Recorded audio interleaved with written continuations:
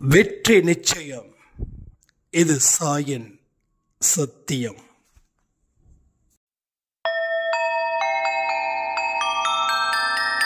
ஓம் சாயிரா சாயிரா, ஓம் சாயிரா சாயிரா, ஓம் சாயிரா சாயிரா, அன்பே சாயிரா, பேரன்பே சாயிரா, அகிலம் தளிக்க ஆத்மா விழிக்க அனுதினம் சாயிரா, எங்கள் அன்பே சாயிரா. ஒன்றே இறைவன், ஒன்றே பூமிக்கென்றும் சாயிரா, சரணம் சாயிரா, நன்றே செய்து வாழ்வோம், நாம் ஒன்றே செய்து வாழ்வோம், அன்பே சாயிரா.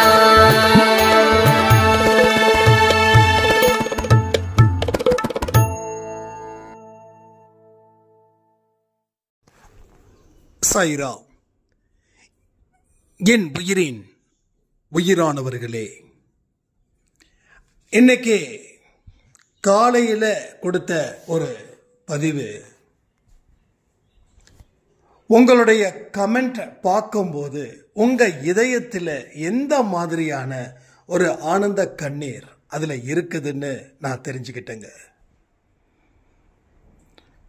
கடவுளோட அருளை பெற்றவர்களால மட்டுமே அந்த ஆனந்த கண்ணீரை அனுபவிக்க முடியும். சாதாரணமா பார்த்தா எல்லாம் சாதாரணம்தான். ஆனா ஒரு விஷயத்தை கவனிச்சு பார்த்தா எல்லாமே அசாதாரணமான விஷயமா அதுல இருக்கும்.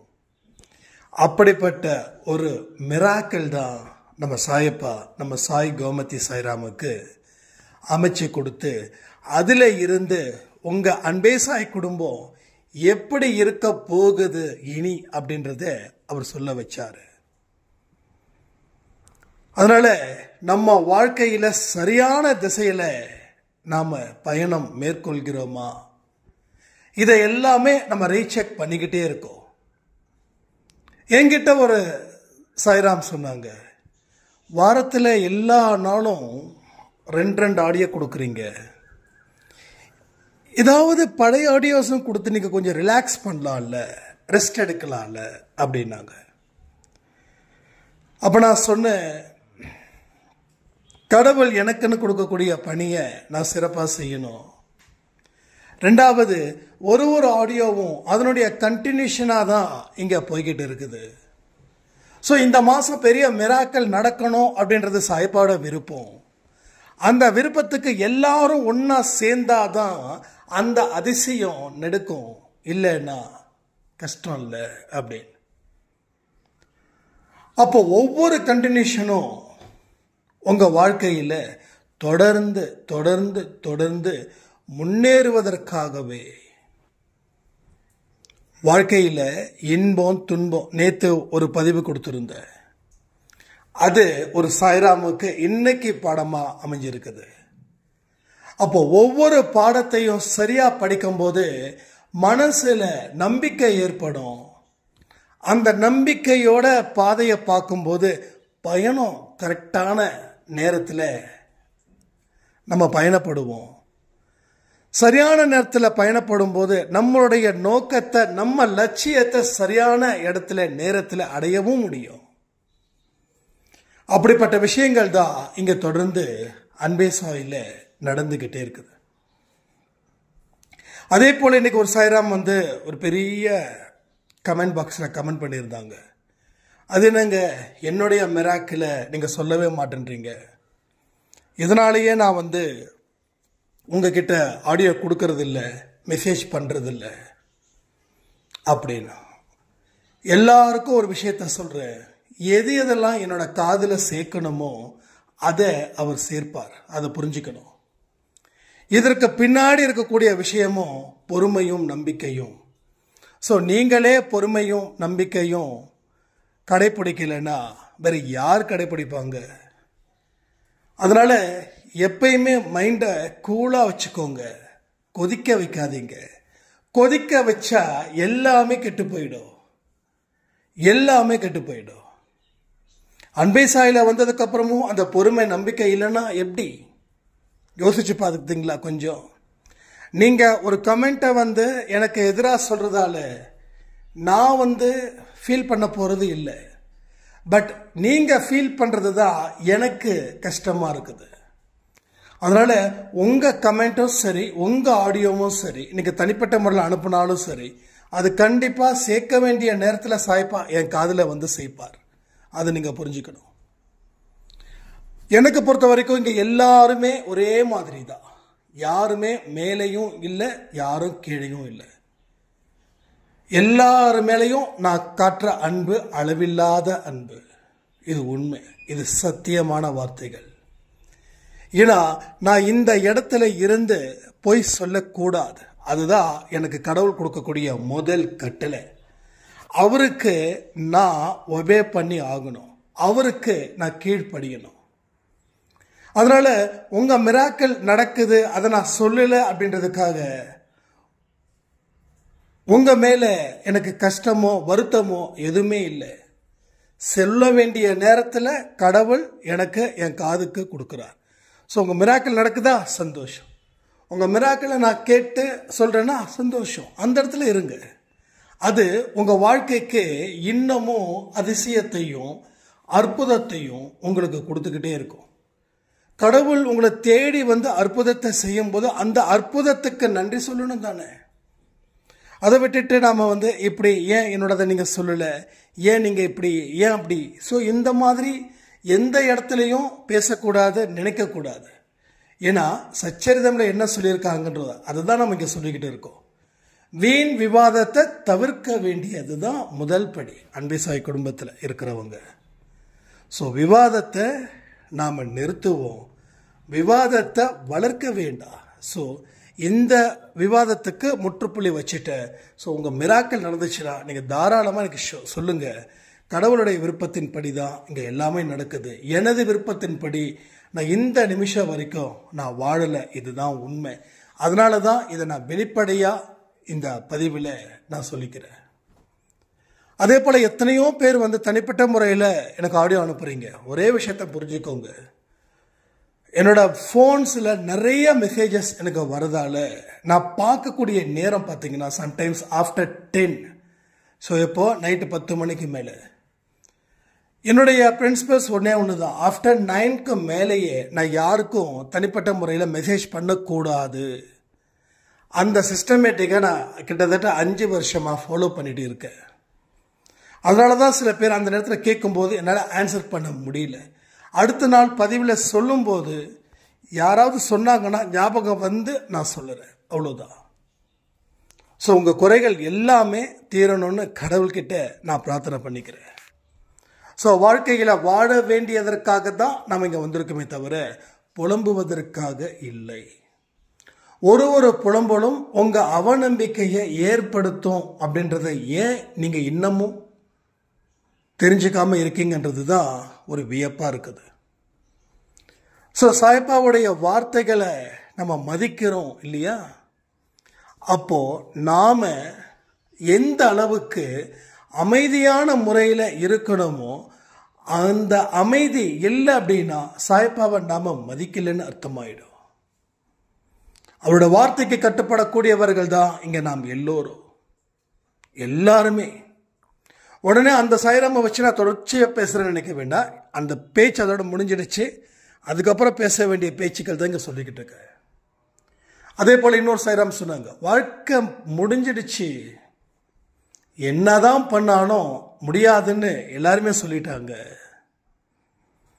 அப்படின்னு. நான் ஒரு விஷயத்த சொல்றேன். உங்க வாழ்க்கையை முடிவு பண்ணது மற்றவர்களா இல்ல கடவுளா? மற்றவங்க எப்படி உங்க வாழ்க்கையை முடிவு பண்ண முடியும்? அப்ப மற்றவங்க உங்க வாழ்க்கையை முடிவு பண்ணா நீங்களும் மற்றவங்க வாழ்க்கையை முடிவு பண்ண முடியுமா? முடிவு பண்ண முடியாதா? உங்களால முடியுமா? அடுத்தவங்களோட வாழ்க்கையை முடிவு பண்ணக்கூடிய அதிகாரத்தை கடவுள் உங்களுக்கு கொடுத்தாரா? கொடுத்தாருன்னா கொடுத்தாருன்னு சொல்லுங்க, கொடுக்கலன்னா கொடுக்கலன்னு சொல்லுங்க. ஸோ அடுத்தவங்க வாழ்க்கையை யாராலையும் கட்டுப்படுத்த முடியாது, அடுத்தவங்க வாழ்க்கையை யாராலையும் முடிவு பண்ண முடியாது. அந்த இடத்துல நினைச்சு பார்த்தீங்கன்னா உங்க வாழ்க்கை மற்றவங்க முடிஞ்சிருச்சுன்னு சொன்னா அது எப்படி முடிஞ்ச மாதிரி ஆகும்? 1000 பேர் உங்களை கேவலப்படுத்தினாங்கன்னா நீங்க பதில் தாக்குதல் நடத்த வேண்டாமா? அப்ப பதில் தாக்குதலை எப்படி நடத்த முடியும்? கடவுள் வழியில போய் தானே, கடவுள் வழியில தானே நம்ம ஸ்ட்ரென்த்தை ஏற்படுத்திக்க முடியும். துக்கமும் துன்பமும் எங்க அதிகமா உங்க வாழ்க்கையில நடக்குதோ அப்போ கடவுளுடைய துணை இருந்தாதான் அதுல இருந்து மீள முடியும்னு நம்புங்க. அப்பதான் அந்த நம்பிக்கை உங்களுக்கு ஒரு சிறப்பான இடத்துக்கு அழைச்சிக்கிட்டு போகும். இல்லைன்னா அந்த நம்பிக்கை அப்படின்ற அந்த கை போயிடுச்சுன்னா ஒண்ணுமே பண்ண முடியாது. வேற ஒருத்தனை நம்பிதான் உட்கார்ந்துட்டு இருக்கணும். வேற ஒருத்தன் காப்பாத்துவானா? இத்தனை நாள் காப்பாத்துறவங்களா இப்ப காப்பாற்ற போறாங்க? எல்லாருக்குமே ஒரு லிமிட் இருக்குங்க. அந்த லிமிட்டுக்குள்ள அவங்க காப்பாத்தினது உண்மை. ஆனா என்ன ஆச்சு அப்படின்னா அந்த லிமிட்டை நாம தாண்டிட்டோம். ஸோ மனிதர்களை வெறுக்க கூடாதுன்னு சாயப்பா சொல்லக்கூடிய வார்த்தைகளை தான் நான் அண்டர்லைன் பண்ணி காட்டுறேன். அப்ப எனக்கு ஒருத்தன் உதவல அப்படின்னா நான் அவனை வெறுக்கணுமா என்ன? அப்போ உதவுறவனை நான் ஆதரிக்கிறேன், உதவாதவனை உதவி செய்யாதவனை நான் வெறுக்கிறேன்னா மற்ற மனுஷனுக்கும் எனக்கும் வித்தியாசம் இருக்கணுமா இருக்கக்கூடாதா? அப்போ உன் கையே உனக்கு உதவி. உனக்கு உதவி செய்வது யாரு? உன்னோட கைதான். நீ தான் உனக்கு உதவி. உன்னை தாண்டி வேற யாரும் உதவி செய்ய முடியாது. ஸோ இந்த பாயிண்ட்டை மட்டும் நீங்க மனசுல வச்சுக்கிட்டீங்கன்னு வச்சுக்கோங்க. என்னைக்கெல்லாம் துவண்டு போய் நிற்கிறீங்களோ, என்னைக்கெல்லாம் தலை குனிஞ்சு நிற்கிறீங்களோ அப்போ உடனே இந்த பாயிண்ட் எடுத்து வைங்க. அப்போ உங்க குனிஞ்ச தலைய வானத்தை நோக்கி பாருங்க. வானம் ஒன்றே இல்லை, வானமே இல்லை.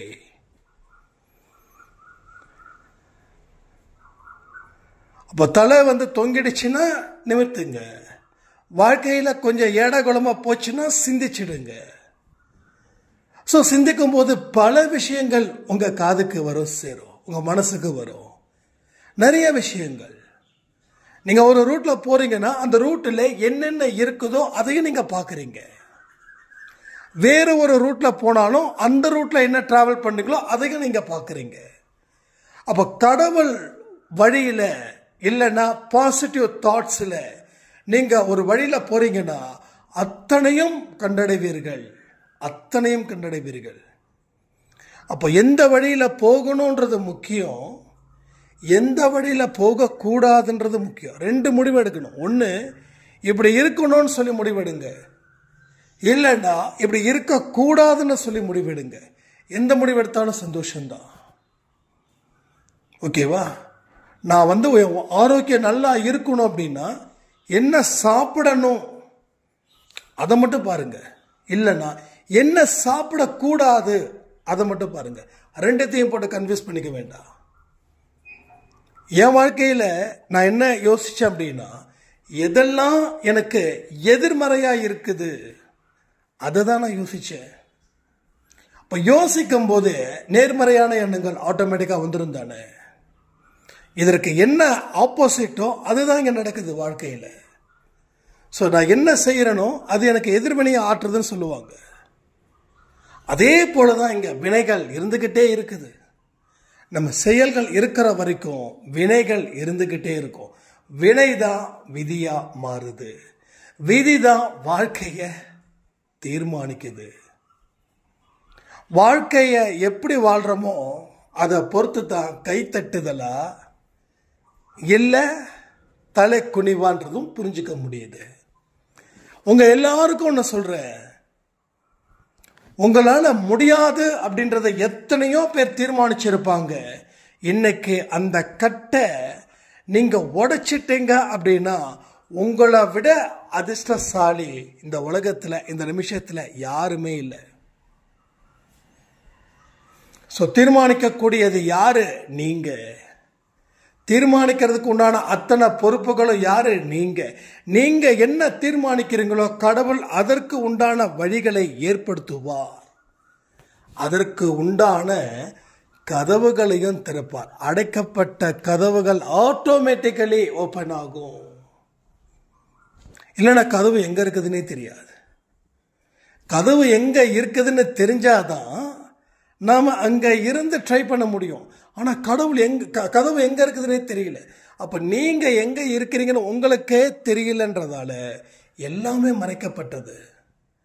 இப்ப நீங்க எங்க இருக்கிறீங்கன்னு தெரிஞ்சிருச்சுன்னா எல்லாமே மறைக்கப்பட்ட அத்தனையும் வெளிப்படும். கண்டிப்பா வெளிப்படும். நிறைய பேர் வாழ்க்கையில் விழுந்துட்டாங்கன்னா ஃபீல் பண்றாங்க. ஆனா விழுந்தது ஒரு சவால்னு நினைக்கணும். நீங்க சொல்லலாம், நீங்க என்னங்க பேசிட்டு போயிடலாம், நீங்க விழுந்தாதானே. நல்லா யோசிச்சு பாருங்க, நான் வாழ்க்கையில விழவே இல்லையா? என்னை பத்தி 1-2 வார்த்தைகள் எழுதுங்களேன் கமெண்ட்ல.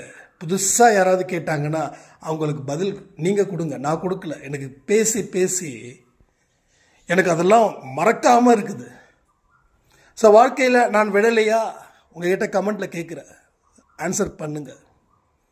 அப்போ விழுந்தது ஒரு சவால்.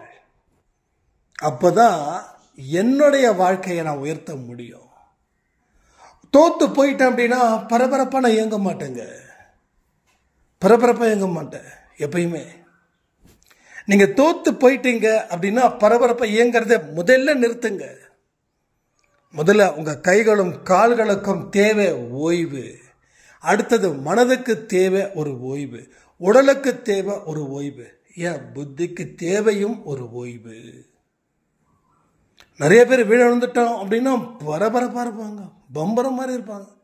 பாரு, நாளைக்கு சாயந்தரத்துக்குள்ள நான் யாருன்னு காட்டுறேன். நீங்க யாருன்னே காட்ட வேண்டாம். நீங்க யாருன்னு காட்டினது போதும். இப்படி காட்டிதான் எவ்வளவு பிரச்சனை ஆயிடுச்சுன்னு உங்களுக்கு தெரியும். எதுவும் பண்ண வேண்டாம், ஓய்வு. That's relaxation. 2 நாள் இருங்க, 3 நாள் இருங்க, அதுக்கப்புறம் மெதுவா சிந்திச்சு பாருங்க. அடுத்த ஒரே வாரத்தில் பளிச்சுன்னு ஒரு வெளிச்சம் அடிக்கும். அந்த வெளிச்சம் கடவுள் கொடுத்த வெளிச்சம். ஏன் அந்த வெளிச்சம் வந்தது தெரியுமா? நீ 4 நாள் 5 நாள் ஓய்வுல இருந்ததால நீ ரிலாக்ஸ்டா இருந்த. யாரு மேலேயும் வம்புக்கு தும்புக்கு போல, யார் மேலேயும் பழிய சுமத்துல, யாரையும் பகையாளியா நினைக்கல. அதுதான் ரொம்ப முக்கியம். இன்னைக்கு வரைக்கும் இந்த மாதிரி தான் டெக்னிக்ஸை நான் யூஸ் பண்றேன். பொறுமையா நிதானமா இருப்பேன். அடுத்த நிமிஷமே எனக்கு ஒரு புதக்குழி இருந்தா கூட இந்த நிமிஷத்துல நான் பொறுமையா தான் இருக்கிறேன். அதையும் மீறி புதக்குழியில விழணும் அப்படின்னு சொல்லி கடவுள் விருப்பப்பட்டாரு. விழுந்துட்டு போற என்ன எடுப்போகுது? என்னங்க மீறி போனா செத்து போயிடுவோமா? அதான எக்ஸ்ட்ரீம் லெவலு, அதான எக்ஸ்ட்ரீம். வேற என்ன இருக்க போகுது? செத்து போயிடுவோம் தானே. சரி, செத்தா மறுபடியும் பிறக்க மாட்டோமா? செத்தா மறுபடியும் இந்த பூமிக்கு வரமாட்டோமா? எத்தனை லட்சம் வருஷங்கள் பிறந்தோம், செத்தோம். ஃபீல் பண்றீங்களா? இங்க ஃபீல் பண்றவங்களுக்கு சாவை பத்தி பயம் இருக்காது. வாழ்க்கையில் அடுத்ததை பத்தி யோசிக்கவும் பயப்படவும் மாட்டாங்க. இருந்தா இருந்துட்டு போகுது. என்ன போ, கடைசி நேரத்தில் எனக்கு ஒரு ஞானம் கிடைச்சதா? கிடைக்காம போனாதான் பிரச்சனை. ஆனா கடைசியில வரைக்கும் ஞானம் கிடைச்சதா இல்லையா? இங்க எத்தனையோ பேருக்கு அன்பை சாய் குடும்பத்தில் ஞானங்கள் கிடைச்சிருக்குது. சீரியஸா அந்த ஞானத்தோடைய பிரதிபலன் தான் இன்னைக்கு 12 மணிக்கு கொடுத்த ஆடியோ. அந்த முருங்கைக்காய் மரம், ஒரு சாயிராம் சொன்னாங்க, அந்த முருங்கைக்காய் மரத்துல அது ஒரு சாதாரணமா ஒரு விஷயமா இருக்கும்போது உங்க கண்ணுக்கு மட்டும் அதுக்கு எப்படி அந்த ஒரு அறிவு கடவுள் கொடுத்தாருன்னு கேட்கும்போது நான் ஒரே ஒரு வார்த்தை தான் சொன்னேன். கடவுள் எனக்கு என்ன சொல்றாருன்னா, அவருடைய வழியில டிராவல் பண்ணும்போது அவர் என்ன நினைக்கிறாருன்றது எனக்கு தெரியுது. அதை வச்சு நான் சொன்னேன். அதான உண்மை. ஒன்றும் இல்லை, ஒரு கணவன் மனைவி நல்லா புரிஞ்சுக்கணும். உங்கள் லைஃப்பில் ஒரு நல்ல உதாரணத்தையே நான் சொல்கிறேனே. மனைவி ரொம்ப தாராள பிரபுவாக இருப்பாங்க. நிறைய ஏழைங்களுக்கு சாப்பாடு கொடுப்பாங்க. எப்போ கல்யாணம் ஆகிறதுக்கு முன்னாடி. இது நான் நிறைய பேரை பார்த்துருக்கேன். கல்யாணம் ஆகிறதுக்கு முன்னாடி அவ்வளவு இரக்கமாக, அவ்வளோ கருணையாக, எல்லாருக்கிட்டையும் ஒரு நல்ல சோசியலிசமாக, நல்ல ஹெல்பிங் மைண்டாக, நல்ல வார்த்தைகள் சொல்லக்கூடியவர்களாக இருப்பாங்க. ஆனால் அவங்க கட்டிக்க போகிற கணவர் கஞ்சத்தில் மகா கஞ்ச பிரபுவாக இருப்பார். யாருக்கிட்டையும் அதிகமாக பேச மாட்டார். எல்லாரையும் எப்படி பார்ப்பாரு? சந்தேகத்தோடு பார்ப்பார். ஒருத்தர் நம்மக்கிட்ட பேசுகிறான்னா அவன் ஏமாத்த வரான், அந்த ஒரு தாட். ஸோ 2 பேர், அதாவது கணவன் கஞ்ச பிரபு, மனைவி தாராள மனசு படித்தவங்க. ரைட்டா? அதுக்காக கணவர் தப்பானவர்னு சொல்லலை. கணவர் கஞ்சத்தை பேஸ் பண்ணி வாழ்கிறவர். யாருக்கும் எந்த உதவியும் பண்ண மாட்டார். அதாவது எச்ச கையில் காக்கா கூட ஓட்டமாறுன்னு வச்சுக்கோங்களேன், அப்படிப்பட்ட ஆள். மனைவி அப்படி கிடையாது. வரவங்களுக்கு சாப்பாடு போடுறவங்க. ஏதாவது கல்யாணத்துக்கு முன்னாடி அவங்க கேரக்டர் சொல்கிறேன். ஆனால் ஒன்ஸ் கல்யாணம் ஆகுது, எதிர் துருவமும் தென் துருவமும் வட துருவமும் ஒன்றா சேருது. அதாவது கணவனும் மனைவியும் சொல்கிறேன். கல்யாணத்துக்கு அப்புறம் என்ன ஆகுது? ஒன்று, அந்த அம்மா மாதிரி இவர் வந்துடணும், இல்லை இவர் மாதிரி அந்த அம்மா வந்துடணும். அந்த அம்மா மாதிரி இவர் மாறுவார், இல்லை இவர் மாதிரி அந்த அம்மா மாறும். இந்த 2ல் ஏதாவது ஒன்று நடக்குமா நடக்காதா? அப்போ என்ன ஆகுது? எவ்வளவுக்கு எவ்வளோ சிக்கனமாக இல்லாமல் தாராளமாக இருக்கக்கூடிய அந்த பெண் கணவரோட வாழ்ந்து, கணவரோட கூடவே பழகி, கணவருடைய ஒட்டுமொத்த கேரக்டரையும் வாழ்ந்துட்டாங்க. அப்போ நம்ம யாரோட ட்ராவல் பண்ணுறோம், அப்போ அவங்களுடைய தாட்டு தான் நமக்கு வரும். அப்போ கடவுள் கூட ட்ராவல் பண்ணும்போது, அப்போ கடவுளுடைய எண்ணங்கள் எப்படியோ அவரோட சொல்லக்கூடிய விஷயத்தை ஈஸியாக நம்மளால் புரிஞ்சிக்க முடியும். இவ்வளோதாங்க. என்ன சொல்லணும்னா, ஒரு கிளாஸ் ரூம் இருக்குது, அதில் நல்ல பிரில்லியன்ட் ஸ்டூடெண்ட் டீச்சரோட மைண்டுக்குள்ளே இருந்து ட்ராவல் பண்ணும்போது டீச்சர் சொல்கிறது ஈஸியாக புரியுது. பட் டீச்சர் கூட ட்ராவல் பண்ணாமல் என்ன மாதிரி பசங்களுக்கு அந்த சப்ஜெக்டில் அந்த கொஸ்டின் இந்த சப்ஜெக்டில் தான் இருக்குதா, அந்த மாதிரி டியூப்லைட்டாக இருப்போம். அப்போது கிளாஸில் இருக்கக்கூடிய லீடர் பிரில்லியண்ட்டாக இருப்பான். ஏன்னா அவன் டீச்சர் கூடவே ட்ராவல் பண்ணுவான். டீச்சர் சொல்லக்கூடிய அத்தனையும் படிப்பான், எல்லாமே செய்வான். அப்போது டீச்சருக்கும் அந்த ஸ்டூடெண்ட்டுக்கும் நல்ல ரிலேஷன்ஷிப் மெயின்டைன் ஆகும். இங்கே அதே போல் தான். நான் ஸ்கூலில் வேணால் அப்படி இருந்திருக்கலாம், ஆனால் வாழ்க்கையில் கடவுள் எனக்கு கஷ்டத்தை கொடுக்கும்போது ஞானத்தையும் கொடுத்ததால, அந்த ஞானத்தின் அடிப்படையில், தர்மத்தின் அடிப்படையில், நல்லதின் அடிப்படையில் நம்ம வாழ்க்கையை செதுக்கிறதால கடவுள் கூடயே ட்ராவல் பண்ணிக்கிட்டே இருக்கிறோம். அப்போ கடவுள் சொல்லக்கூடிய வார்த்தைகள் ஒவ்வொன்றும் சட்டு சட்டு சட்டு சட்டுன்னு மனசில் வருது. அது ஆடியோவாக வெளிப்படுது, அவ்வளோதான். அப்போ உங்களுக்கும் அந்த மாதிரியான விஷயங்கள் தான் இப்போ நடக்குது. ஏன்னா எனக்கு கிட்டத்தட்ட 2017 இருந்து 2025 8 வருஷம் கடவுள் கூட ட்ராவல் பண்ணுறேன். கடவுளை வணங்குறதை தாண்டி அவர் கூடவே நான் வாழ்ந்துக்கிட்டு இருக்கேன். நல்லா யோசிச்சு பாருங்க. உங்களுக்கு அன்பே சாயில் ஆடியோ கொடுக்கறது, உங்கள் கமெண்ட்டுக்கு பதில் சொல்கிறது, தனிப்பட்ட முறையில் உங்கள் கேள்விகளுக்கு பதில் சொல்கிறது, ஷார்ட்ஸில் ஆடியோ கொடுக்கறது, அத்தனையும் யாரை பற்றி பேசுகிறேன்? கடவுள் கூட இருக்கிறதால கடவுளை பற்றியே நான் பேசிக்கிட்டு இருக்கேன். என்னோட வியாபாரத்தில் கூட கிளம்பும் போதும் சரி, ஒரு ஆர்டர் முடிக்கும் போதும் சரி, அங்கேருந்து திருப்பி ரிட்டர்ன் வரும்போதும் சரி சாயப்பா. ஒரு டீ குடிக்கும்போது கூட சாயப்பா, ஒரு தண்ணி குடிக்கும்போது சாயப்பா, உட்காரும்போது சாயப்பா, தூங்கும்போது சாயப்பா, எங்கும் சாய், எதிலும் சாய், என் சுவாசமே சாய். ஸோ ஜஸ்ட் நீங்கள் வரீங்க, ஃபீல் பண்ண வேண்டாம், வரீங்க, நீங்கள் வந்துடுவீங்க. நீங்கள் வந்ததால தான் நான் சொல்லக்கூடிய விஷயங்கள் உங்களுக்கு எல்லாமே ஆப்டாக இருக்குது. அதாவது ஏற்றுக்கிற மாதிரி இருக்குது. இல்லைன்னா ஏற்றுக்கிற மாதிரி இருக்காது. உங்கள் ஃபேமிலியில் நீங்கள் இருக்கீங்க, உங்கள் லைஃப் பார்ட்னர். இப்போது உங்கள் லைஃப் பார்ட்னர்கிட்ட நான் பேசுனதை கேட்க சொல்லுங்களேன். ஒரே வார்த்தை சொல்லுவார், என்ன பேச்சு இது எனக்கு தெரியாதா அப்படின்வார். பட் உங்களுக்கு தெரியாது. அப்படின்னா உங்களுக்கு தெரியும். ஆனால் நம்ம எல்லாரும் எங்கே பண்ணுறோம்? சாயப்பாவுடைய பாதையில் ட்ராவல் பண்ணுறோம். அப்போது நமக்கு தெரிஞ்சாலும் தெரிஞ்சதை தாண்டி இன்னும் நிறைய கற்றுக்கிட்டே இருக்கிறோம். அதான் இங்கே ஒரு முக்கியமான விஷயமா இங்கே நடக்குது. ஸோ இதையெல்லாம் நீங்கள் புரிஞ்சு பாருங்கள். வாழ்க்கையில் எல்லாமே உங்களுக்கு ஏற்ற மாதிரியே இங்கே நடக்குது. ரைட்டா? அதனால தான் சொல்கிறேன், அன்வான்டுக்கான விஷயத்தை வாண்டடாக ஆக்கிக்க வேண்டாம். வாண்டடாக இருக்கிற விஷயத்தை அன்வான்டாக மாற்றிக்கவும் வேண்டாம்.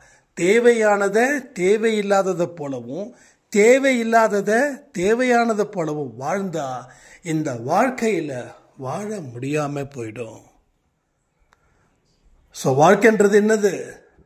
பிறப்புக்கும் இறப்புக்கும் இடைப்பட்ட நேரத்தில் நடக்கும் நிகழ்வுகள் தானே தவிர வேற ஏதாவது இருக்கா?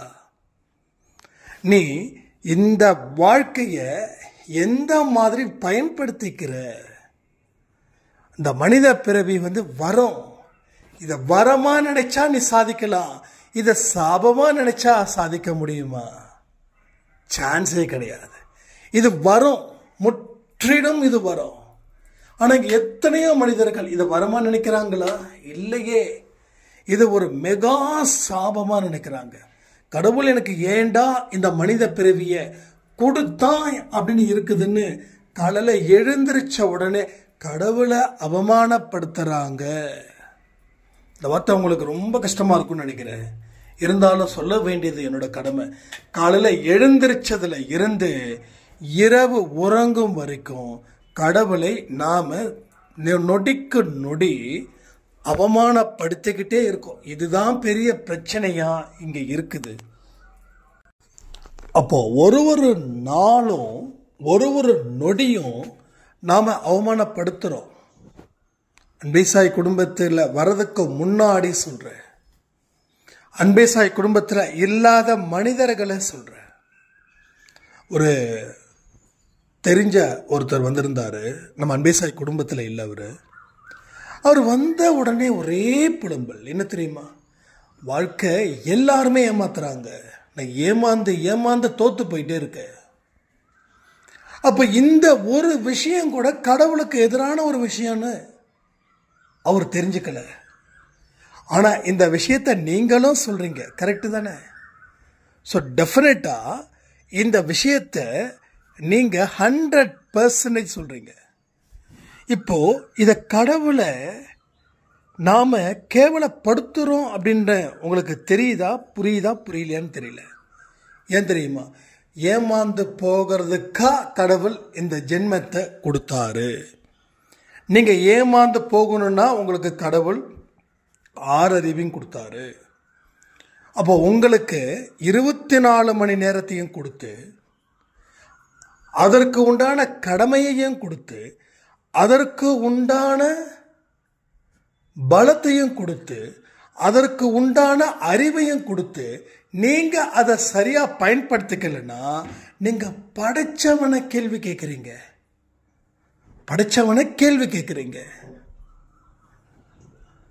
பெத்தவங்க என்ன பண்ணுவாங்க? நல்லா படிக்க வைப்பாங்க. உங்களுக்கு என்னென்னலாம் தேவை இருக்கோ தன்னால் முடிஞ்சதை செய்வாங்க. ஆனால் படிக்க வேண்டிய நேரத்தில் படிக்காம ஊரை சுற்றிக்கிட்டு, ஸ்கூலுக்கு கட்டடிச்சிட்டு, அங்கே ஸ்கூல் டீச்சர்ஸை கிண்டல் பண்ணிக்கிட்டு, அவங்கள அசிங்கப்படுத்திக்கிட்டு, கடைசியில் வேலை இல்லாமல் கல்யாணமும் பண்ணிக்கிட்டு, பொண்டாட்டியையும் காப்பாற்ற முடியாமல், பிள்ளைங்களையும் பார்த்துக்க முடியாமல், நம்மளையும் பார்த்துக்க முடியாமல், இது யாரோட தப்பு? பெத்தவங்க தப்பா? பெத்தவங்க உண்மையிலே படிக்க வைக்கலனா கூட பெத்தவங்க வேற ஒரு ஐடியா கொடுத்துருப்பாங்க. என்னால் படிக்க வைக்க முடியலப்பா, அதனால நான் வேலைக்கு சேர்த்து விட்றேன்ப்பா, இந்த வேலையில் நல்லா சேர்ந்து நல்லா முன்னேறிப்பான்னு சொல்லியிருப்பாங்க. அதையும் செய்யலை, இதையும் செய்யலை. புரியுதா உங்களுக்கு? வாழ்க்கையில் எவ்வளவு பெரிய ஒரு சதிய நாம செய்யறோம் தெரியுதா?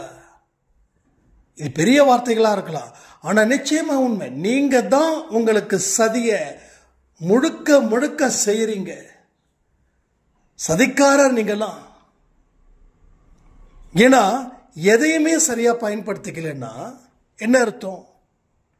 அப்போ எல்லாருடைய புலம்பல்களும் இப்படிதான். நான் ஏமாந்து போறேங்க, ஏமாந்துகிட்டே இருக்க, கடவுள் என்னை ஏன் தான் படைச்சாரு? இதுதான் பெரிய கேள்வியா இருக்குது. கடவுள் மற்றவனை படைச்ச மாதிரி தானே உங்களையும் படைச்சாங்க. அப்போ அவங்க சாதிக்கலையா? எத்தனையோ பேர் தெருவிளக்கில் படிச்சு பெரிய பதவியில் இல்லையா என்ன? உங்களுக்கு என்ன அவ்வளோ பெரிய கஷ்டம்? அப்போ உங்கள் மனசு தடுமாறுது, எங்கேயோ தடுமாறுது, தடுமாறிக்கிட்டே இருக்குது. மனசு ஏதோ ஒரு போக்கில் போகுது. அப்போ மனசு கண்ணா பின்னான்னு போச்சுன்னா கண்ட இடத்துல அலைஞ்சா என்ன நடக்கும்?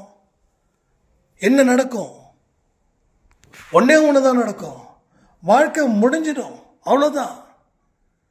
ஒவ்வொரு மனுஷனுடைய வாழ்க்கை முடியும் போதும் அவன் இறக்கும் போது அவன் சந்தோஷமா நிம்மதியா இறக்குறானா? இல்லையே. நோய் இல்லை, சாப்பாட்டுக்கே வழி இல்லாம, இல்லை மற்றவங்களால இப்படிதான் இறக்குறான். இப்படிதான் அவனோட வாழ்க்கை இருக்குது. இது எல்லாத்தையும் யோசிக்கணும். அன்பே சாய் குடும்பத்தில் இருக்கிறவங்க இன்னும் நல்ல தெளிவாகவே யோசிக்கணும். நீங்களாம் ஒவ்வொரு இடத்துலையும் ஒரு ஒரு ரோல் மாடலாக மாற போறீங்க. உங்க குடும்பத்துக்கு தெரிஞ்சுக்கிட்ட ஆளு நீங்க தான். ஸோ நீங்க எவ்வளவுக்கு எவ்வளோ நம்பிக்கையும் கான்ஃபிடென்ட்டும் வச்சிருக்கீங்களோ அந்த அளவுக்கு குடும்பம் உங்களுக்கு பிளஸ்ஸிங் அமையும். என் கணவர் திருந்தலை, என் மனைவி திருந்தலை, என் மகள் திருந்தலை, எனக்கு நிம்மதி இல்லை, இதை கடைசி வரைக்கும் சொல்லிக்கிட்டே இருக்கணும்னா சொல்லிக்கிட்டே தான் இருப்பீங்க. ஆனால் இதை மாற்றணும்னு முடிவு பண்ணி அதற்கு உண்டான வழியை நான் பார்க்க போறேன்னு சொன்னா, நான் சொன்ன மாதிரி கடவுள் ஒரு கதவை உங்களுக்காக திறப்பார். கமெண்ட் பண்றீங்களா? எனக்கான கதவை அவர் திறப்பார். அந்த கதவு திறந்துருச்சுன்னா நீங்க உள்ள வந்துடுங்க. ஆனா உங்களுக்கு எங்க கதவு திறந்தது தெரியுமா? ஒன்று சொல்ற கேட்டுக்கோங்க. அன்பே சாய்க்குள்ள இந்த ஒரு பெருமை மிகுந்த குடும்பத்துக்குள்ள வந்த உடனே உங்களுக்கான கதவு திறந்தது. திறக்கப்பட்ட கதவுல பலர் பயணம் செஞ்சீங்க, பலர் ஓரமா ஒதுங்கிக்கிட்டீங்க. ஒதுங்கினவங்க அங்கே இருக்காங்க, அதை தாண்டி போனவங்க ஜெயிச்சாங்க. அவ்வளோதாங்க, அவ்வளோதான். இப்போ நீங்க ஒதுங்கி நிற்கிறீங்களா, இல்லை பயணத்தை மேற்கொள்கிறீர்களா? கமெண்ட் பண்றீங்களா? கமெண்ட் பண்ணுங்க. ஸோ லைஃப் அப்படின்றது இதுதான். இங்க இருந்து தான் எல்லா விஷயமும் ஆரம்பமாகுது. அப்போ உங்களுடைய விருப்பத்தை கடவுள் நிறைவேற்றுவார். ஆனா விருப்பத்திற்கு உண்டான வழிகளை நீங்க தேடணும். உங்க வாழ்க்கையில நல்ல நிலையில நீங்க இருக்கணும் அப்படின்னா நல்லதை செய்யுங்களேன், நல்லதை செய்யுங்களேன். என்ன ஆயிட போகுது? நல்ல நிலையில இருக்கணும்னு ஆசைப்பட்டா மற்றவங்களுக்கு என்ன பண்ணணும்? நல்லதை செய்யணும். அடுத்தவங்க எனக்கு உதவி செய்யணும்னு ஆசைப்பட்டா நாம மற்றவனுக்கு உதவி செய்யணும். அடுத்தவன் மனசை காயப்படுத்த கூடாதுன்னு நாம ஆசைப்பட்டா, அடுத்தவன் நம்ம மனசை காயப்படுத்த கூடாதுன்னு நாம ஆசைப்பட்டா நாம யாரையும் மனசு காயப்படுத்த கூடாது. நம்ம நோயில இருந்து மீண்டு வரணும் அப்படின்னா எந்த ஒரு நோயாளியை பார்த்தும் நக்கலும் நையாண்டியும் கிண்டலும் கேலியும் பண்ணக்கூடாது. யாரையும் அதிகாரத்தோட ஆளக்கூடாது. அதிகாரத்தில் இருக்கிறவங்க மேல பொறாமைப்படவும் கூடாது. அடுத்தவங்க வம்பு தும்பு பேசக்கூடாது. மனசுல நல்லதை மட்டும்தான் விதைக்கணும். அதாவது நீங்க சீரடியில் இருந்தாலும் சாயப்பா உங்கள் வீட்டில் உருவமாக உட்காந்துருந்தாலும் சரி, மனசில் நல்ல எண்ணங்கள் இல்லை அப்படின்னா சாயப்பா உங்கள் வீட்டுக்குள்ள உயிரோடு இருந்தாலும் அவர் சக்தியற்றவராகத்தான் இருப்பார். இதுதான் உண்மை. இதுதான் உண்மை. அதாவது உடலும் சதயமா ஷீரடியில் இருந்தாருங்க. அந்த உடல் இல்லை அப்படின்னும் போது எல்லாருடைய வீட்டிலையும் ஆவியா இருக்காரு. ஆவியா இருக்காரு. அவருடைய ஆன்மா முடியல. அவருடைய ஆன்மா இன்னைக்கும் இங்க இருக்கு, நம்ம கூட டிராவல் பண்ணுது. ஆனா அந்த ஆன்மாவால் எந்த நல்லதையும் செய்ய முடியல. ஏன் அப்படின்னா நம்மளுடைய மனசுல இருக்கக்கூடிய எண்ணங்கள் அவ்வளவு குப்பையா இருக்குது. கேடுகட்ட எண்ணங்கள் கொண்ட மனுஷனாகவே நாம இருக்கும்போது ஒரு புனிதமான ஆவி நம்மளை நல்லது செய்ய நினைக்கிறீங்க, அந்த ஆவி காத்துக்கிட்டு இருக்குதுங்க. இதெல்லாம் நான் சொல்றது கற்பனையா தெரியும். ஆனா அவர் கூட டிராவல் பண்றன்ற முறையில் நான் சொல்றேன், அவருடைய ஆவி காத்துக்கிட்டு இருக்குது. இந்த எப்பயுமே காத்துக்கிட்டு இருக்குது. அதை மட்டும் என்னைக்குமே மறக்காதீங்க. எதுக்கு தெரியுமா? உங்களுக்கு நல்லது செய்யணும். அப்ப நல்லது செய்யணும்னா அதுக்கு நீங்க என்ன செய்யணும்? நம்ம என்னமோ பண்ணிட்டு இருக்கோம். இங்க பூஜை பண்றோம், பரிகாரம் பண்றோம், கோயிலை சுத்தி சுத்தி வந்துகிட்டே இருக்கோம். எல்லா கோயிலுக்கும் போறோம். ஒரு சாய்ராம் இருக்காங்க, நான் பேரை சொல்ல விரும்பல. அவங்க மேலேயும் நம்பிக்கை இல்லை. ரெண்டாவது, சாயப்பா மேலேயும் நம்பிக்கை இல்லை. ஆனா எல்லா கோயிலுக்கும் போவாங்க. எல்லா விசேஷமான நாளும் அவங்க தம் பிரச்சனையை தீர்க்கணும் அப்படின்னு சொல்லி தீவிரமா வழிபடுவாங்க. தான் கிட்ட 1000 தவறுகள் இருக்கு, ஆனா என்கிட்ட எந்த தவறும் இல்லைன்னு சொல்லுவாங்க. நான் ஒரே ஒரு விஷயம் சொல்றேன், உங்ககிட்ட எந்த தப்பும் இல்லை அப்படின்னா, உங்க மனசு நல்லா இருக்குதுன்னா, கடவுள் ஏன் உங்களை இன்னைக்கு வரைக்கும் துன்பத்தில் ஆழ்த்திக்கிட்டே இருக்கார்? இதுக்கு என்ன பதில்? என்ன பதில் சொல்லுங்க? அப்ப நாம சரியில்லைன்னு தானே அர்த்தமாகுது. அப்ப அதை புரிஞ்சுக்காம இன்னைக்கு கோயிலுக்கு போங்க. விசேஷ நாட்கள்ல தான் கோயிலுக்கு போகணும்னு யார் சொன்னா? எல்லா நாளும் கோயிலுக்கு போங்க. ஆனா கடவுளுக்கு நன்றி சொல்ல போங்க. விசேஷ நாட்கள்ல உங்க பிரச்சனையை தீர்க்கணும்ன்ற சுயநலத்தோட கோயிலுக்கு போறீங்க. சுயநலத்தோட நீங்க இருக்கீங்க. மற்றவங்க எல்லாரையும் தப்பு, நான் மட்டும்தான் சரி, இதுதான் சுயநலத்தோட உச்சகட்டம். இந்த மாதிரி மனுஷர்களுக்கு கடவுள் எந்த இடத்துலையும் நல்லது செய்ய மனசே வரமாட்டேங்குது. அப்போ தயவு செய்து இந்த பதிவில் சொல்லக்கூடிய விஷயத்தையாவது முழு கவனத்தோட கேளுங்க. நீங்க உங்க மேல தப்பு இருக்குதுன்னு நினைச்சு கேளுங்க. அப்பதான் இந்த பதிவில் சொல்லக்கூடிய ஒரு விஷயமும் உங்க மனசை தொடும். இல்லை, என் மேல தப்பு இல்லை, நான் என்ன தப்பு பண்ணிட்டேன், அந்த கோணத்தில் நீங்க கேட்டீங்க அப்படின்னா, இல்லை அந்த கோணத்தில் நீங்க வாழ்ந்தீங்க அப்படின்னா உங்களை காப்பாற்ற ஒருவராலையும் முடியாது. இந்த விஷயத்தை நீங்க தெரிஞ்சுக்கிட்டா தெளிவாயிடலாம். தெரிஞ்சுக்கலைன்னா மறுபடியும் மறுபடியும் மறுபடியும் வேண்டாம், நான் சொல்ல விரும்பலை. ஸோ எல்லாமே சரியாக இருக்கணும்னு தான் கடவுளுடைய விருப்பம். நாம சரியாக இருந்தால் எல்லாம் சரியாக இருக்குன்னு சொல்லி இந்த பதிவை நான் முடிக்கிறேன். ஜெய் சாய்ராம்.